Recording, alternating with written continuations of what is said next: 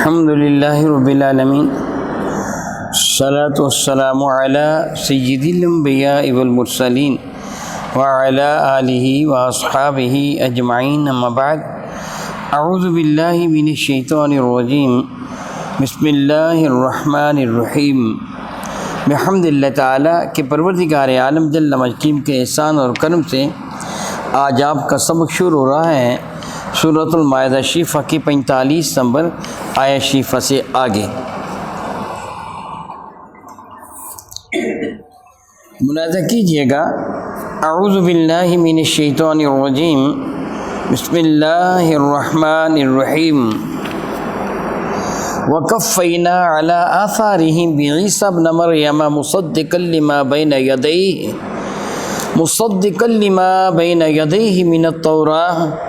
وَآتَيْنَاهُ الْإِنْجِيلَ فِيهِ هُدًى وَنُورٌ وَمُصَدِّقًا لِمَا بَيْنَ يَدَيْهِ مِنَ التَّوْرَاةِ وَهُدًى وَمَوْعِظَةً لِلْمُتَّقِينَ۔ وَكَفَّيْنَا، اور ہم نے کفینا کفایت کرنا، کسی کے پیچھے بھیجنا، ایک دوسرے اس کے پیچھے بھیجا، علی آثارہم،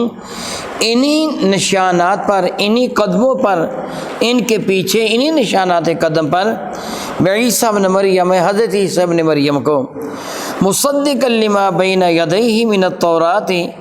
مصدقا عیسیٰ علیہ السلام جو تصدیق فرماتے تھے،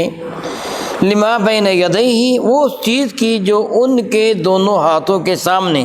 یعنی جو ان کے آگے تھی، جو ان سے پہلے تشریح لا چکی تھی، تورات، من التورات، تورات سے، وآتیناہ الانجیل، اور ہم نے عیسیٰ علیہ السلام کو انجیل عطا فرمائی، فیہ ھدی و نور، اس انجیل میں ہدایت بھی تھی اور نور بھی، ومصدقا لما بین یدیہ، اور وہ تصدیق فرماتے تھے اس کی جو ان کے ہاتھوں میں تھا، من التورات، تورات سے، وہدی و موعظۃ للمتقین، اور وہ ہدایت اور نصیحت تھی ان لوگوں کے لیے کہ جو متقی ہیں۔ پچھلی آیات مبارکہ میں آپ نے حضرت سیدنا موسیٰ کلیم اللہ کا ذکر پڑھا۔ رب ذوالجلال فرماتا ہے کہ موسیٰ کلیم اللہ کے بعد وقفینا علی آثارہم، انہی کے نشان قدم پر، اسی طریقہ پر، اسی نیج پر ہم نے ان کے بعد انبیاء علیہ السلام کو بھیجا۔ حضرت عیسیٰ علیہ السلام کا ذکر کیا، موسیٰ کلیم اللہ علیہ السلام کے عیسیٰ علیہ السلام تک جتنے بھی نبی آئے ہیں، خواہ وہ حضرت سیدنا داؤد علیہ السلام ہی کیوں نہ ہوں، جو صاحب زبور ہیں، وہ سارے انبیاء تورات کے مبلغ بن کے آئے ہیں، تورات کی تبلیغ فرماتے تھے۔ ان کے ہاں یعنی اہل کتاب کے ہاں جب بھی کوئی بات شریعت کے اعتبار سے کی جائے گی، اس سے مراد تورات ہوگی، کہ جو زبور وہ مناجات کی کتاب ہے، موجودہ انجیل سیرت کی کتاب ہے، یہ وہ انجیل سرے سے ہے ہی نہیں جو اللہ تعالیٰ نے نازل فرمائی ہے۔ ہو سکتا ہے کوئی آیت یا چند آیات ہوں گی جو اللہ تعالیٰ نے نازل فرمائی ہیں، باقی ساری کی ساری انجیل انسانوں کی اپنی بنائی ہوئی ہے۔ رب کریم فرماتا ہے ہم نے انہی نشانات قدم پر عیسیٰ ابن مریم کو بھیجا، مصدقا لما بین یدیہ من التورات، حضرت عیسیٰ تصدیق کرتے تھے اپنے سے پہلے نازل ہونے والی کتاب و تورات کی۔ جس طرح موجودہ انجیل میں یہ لکھا ہوا ہے کہ عیسیٰ علیہ السلام نے فرمایا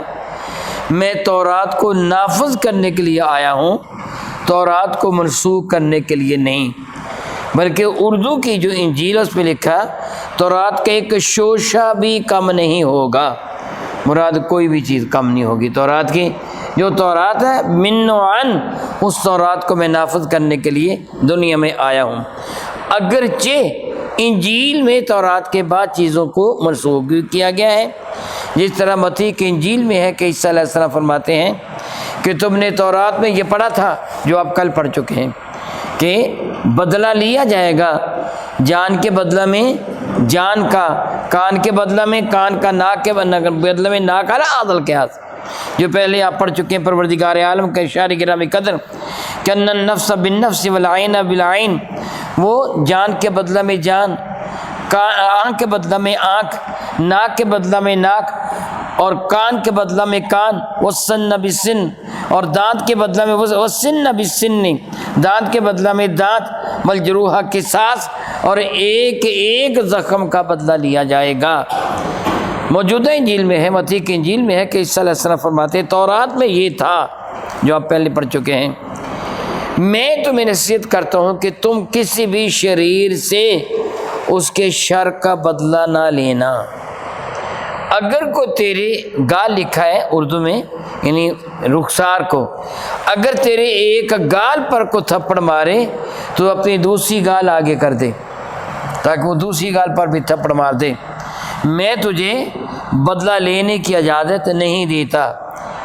اگر کوئی تیرا عمامہ صافہ لکھا ہوا ہے، اگر کوئی تیرے سر کا صافہ تو اسے چھین لے تو اپنا چوغا یعنی قمیض، اپنا چوغا بھی اتار کر اس کے حوالے کر دے۔ اگر تجھے کوئی بیگار میں پکڑے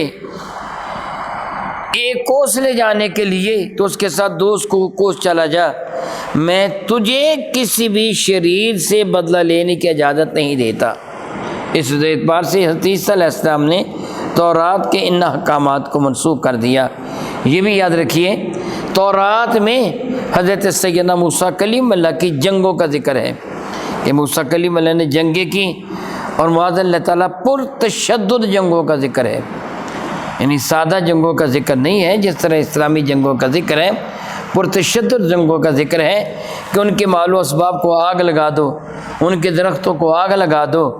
گناہ گاروں بے گناہ کو حتیٰ کہ عورتوں اور بچوں کو بھی تحقیق کر دو، سب کو قتل کر دو، یہاں تک کہ بعض اوقات کا جانوروں تک کو قتل کر دو، یعنی پرتشدد جنگوں کا ذکر ہے تورات کے اندر۔ حضرت عیسیٰ علیہ السلام سرے سے ہی جنگ نہیں کر سکتے تھے، آپ پر جہاد تھا ہی نہیں، بلکہ جب یہودیوں نے آپ کو شہید کرنے کے لیے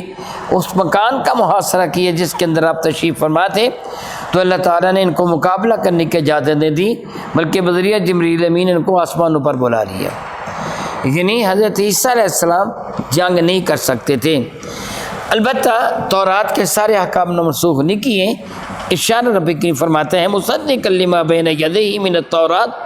وہ تصدیق کرتے ہوں گے عیسیٰ علیہ السلام کرنے والے اس کتاب کی کہ جو ان کے آگے تورات کی شکل میں آئی تھی، وآتینہ الانجیل، اور ہم نے ان کو انجیل عطا فرمائی،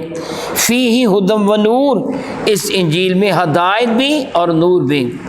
جس طرح تورات میں بھی ہدایت اور نور، اسی طرح انجیل میں بھی ہدایت اور نور۔ اس جگہ معلوم یوں ہوتا ہے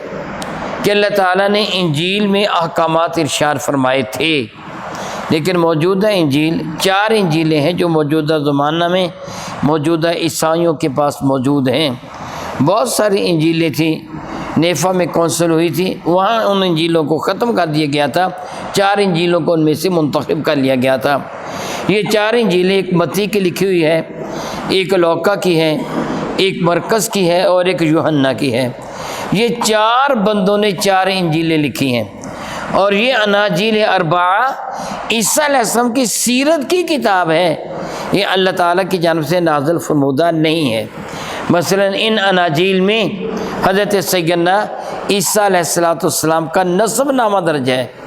عیسیٰ کس کا بیٹا، پھر وہ کس کا بیٹا کس کا بیٹا، اور یہ انجیلیں لکھنے والے یہودیت سے اتنے متاثر تھے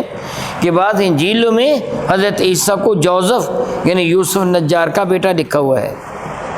یعنی بعض انجیلوں میں عیسیٰ علیہ السلام کو جو نسب نامہ درج کیا گیا ہے وہ جوزف کے حوالے سے نقل کیا گیا ہے، حالانکہ یہ بدترین جرم ہے۔ یہودیوں نے جو الزام لگایا تھا کہ معاذ اللہ تعالیٰ سبحان اللہ تعالیٰ جوزف کے شاد یوسف کے نجار کے ساتھ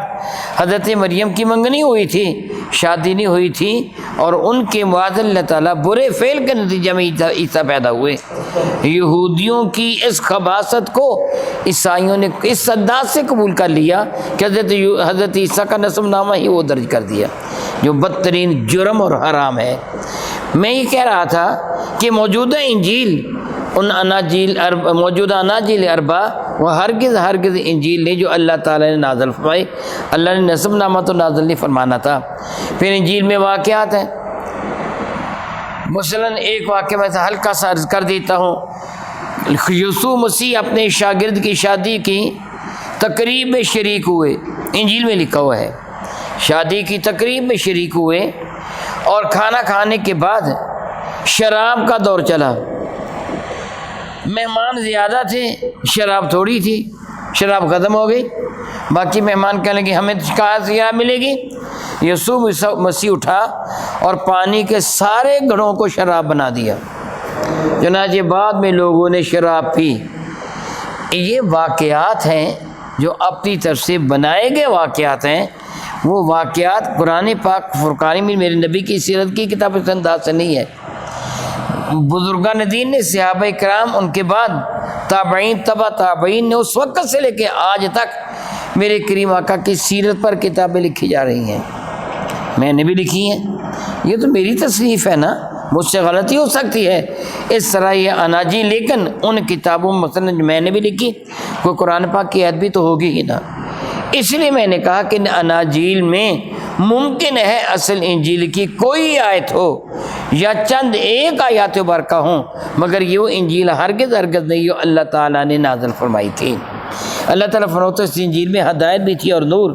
وَمُصَدِّقًا لِّمَا بَيْنَ يَدَيْهِ مِنَ التَّوْرَاةِ، اور وہ انجیل تصدیق کرتی تھی اپنے سے پہلے نازل ہونے والی کتاب تورات کی،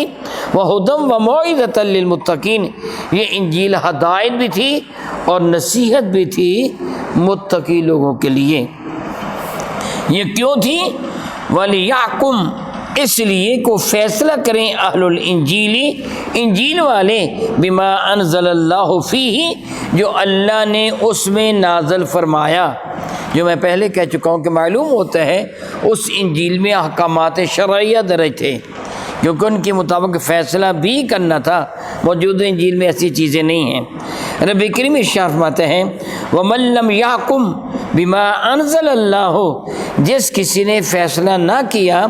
اللہ تعالیٰ کے نازل فرمودہ کلام کے مطابق، فَأُولَٰئِكَ هُمُ الْفَاسِقُونَ، یہی وہ لوگ ہیں جو فاسق ہیں۔ یہ ہے 47 نمبر برکہ۔ 45 نمبر برکہ میں اللہ تعالیٰ کے ارشاد، یہاں آپ نے جو پڑھا وہ یہ ہے، جو اللہ کے حکموں کے مطابق فیصلہ نہیں کرتا